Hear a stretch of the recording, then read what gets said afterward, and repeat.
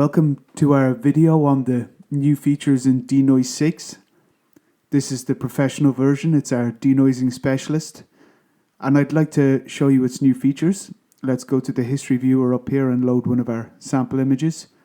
We can see the automatic denoising feature starts working straight away. Let's now go through the program and have a look at the most important new updates, changes and improvements.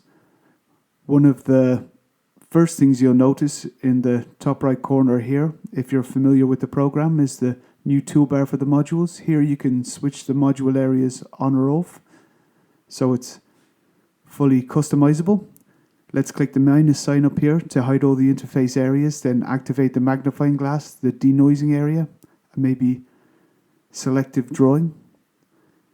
Of course, hovering over each feature with the mouse displays tooltips that explain what each option does.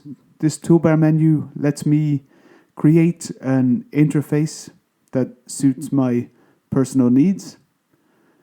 And if I close and reopen the program, it opens again with the exact same settings that were configured when we left.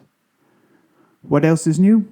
The denoise area especially has loads of new changes, updates and improvements. Let's take a look at the artificial intelligence area here, where you can now choose between different AI models that are each trained differently with a specific focus for noise reduction. Let's zoom into this area, this building a little bit so we can see that a bit better. And the default setting here is the AI model details. When we open this drop-down menu, we see another model called Color Fidelity. If I select that one, an information window appears. It only appears the first time you select this option, just to let you know what's happening. We confirm that. The automatic denoising function then starts immediately using this new AI model, Color Fidelity. And we can see the colors are now rendered with more nuance, so we can choose to focus on details or overall color fidelity. In the blue area here, we can see the effect it has a little more clearly.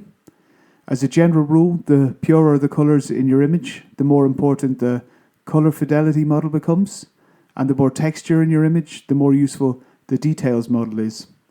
There are also two other models below that, which are faster versions of these AI models designed for slightly slower computers. And if you prefer it, the AI model from the previous version, Denoise 5, is also available for selection here if you particularly liked its results. We have another option directly to the right of the AI switch, which is called AI stacking. Let's click AI stacking. Here again, we're shown an information message the first time we use it. AI stacking overlays several different AI models, calculates the image using all of them, and then produces a composite denoised result. You typically use this feature once you're satisfied with your denoising results, but want to squeeze out a little more quality. That's what this function is there for. I would recommend activating it at the very end, just before saving. The quality modes below that, which you may know from the previous version, these modes adjust the quality of the calculation. The higher we set them, the more accurate the calculation becomes.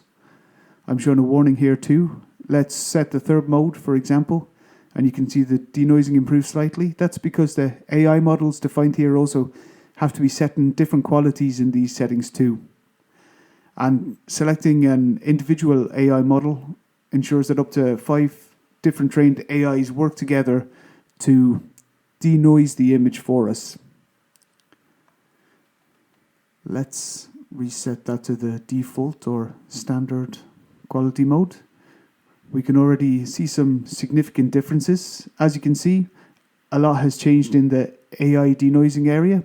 The image we're currently processing is a JPEG file, so we're not strictly limited to working with raw files.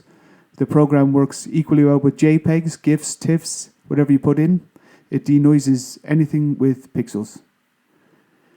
Next on my list of important updates is the complete overhaul of the presets area over on the left here. It's not an overhaul of the view, but of the content. All these presets in the first 4 categories have been completely redesigned, as these 4 categories up here are the ones controlled by the automatic function. They've all been optimized to work seamlessly with the new AI models. Naturally, there aren't just updates and additions in denoising, although that is, of course, the main focus. Let's maybe activate selective drawing down here using the button. Here too, you'll find lots of enhancements. One of those is the new 3D module. If you work with depth maps, that lets you adjust the lighting in your photo later. There's a blur module in the composing area. Let's activate a mask there. I'll turn off image view at the top. Then there are preset image collections here, which are free to use. They come with the program. There are various new features for the composing image. In the color filters, there are some new filters. Let's open it briefly. Here you can see a green and yellow filter, and further down is a magenta filter. So loads of enhancements in these options for image editing and color filtering too. Then, of course, we've also made improvements in the RAW module. Expanding the capabilities of RAW development is, of course, an ongoing priority, but that's not just about support for new cameras, it's also about introducing new effects for RAW development. In the AI module especially, there are some great new features. The color area also has some new filters. For instance, there's a harmonic color angle slider, which you might like to try out. There's a lot of things you can do with that. Let's turn it up another 30 degrees. That shifts the color angle of the image. You might already be familiar with that feature. The benefit of this harmonic color slider is that it works with the Gutta color wheel, ensuring your image always retains a harmonious appearance. Now let's move it in the other direction. The colors all still match really well, which is what we call color harmony. Apart from that, let's double click to reset. All the presets in the individual RAW module characters have been enhanced, so there's a whole load of things to explore and discover. And of course, let's double click the image to refit it. In expert mode, let's switch on the different areas using our toolbar. You'll find a total of 26 new filters, new gradient templates, new layer calculations, 22 of them. A lot of new options have been added there. If you want to work with that mode yourself and create your own presets, which you can do at any time. Now, let's have a look at some general improvements that might be particularly relevant for some users. Let's go to the settings, where we now have 11 languages to choose from. German, American and British English, French, Italian, Spanish, Japanese, Polish, Portuguese, Dutch and Chinese. That's quite the variety of languages for anyone who might prefer to use the program in their own mother tongue.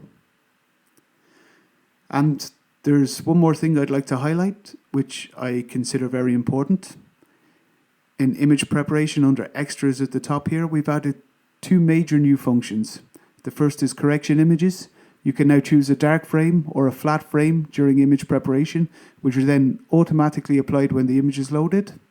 We've dedicated videos for both this feature and the next one. You can find them on our website and our YouTube channel. The second new feature is the ability to select a RAW profile for importing images directly. If your camera uses a specific RAW profile, you can apply it to your images directly during the import. And once it's been edited with the RAW profile, this image is then automatically denoised for you. So I hope I gave you a bit of an insight into some of the new features. There's definitely much more to discover. The video isn't intended to cover them all. We'd probably need a couple of hours to do that. But you've seen the most important updates now, and you should know where to find them in the program.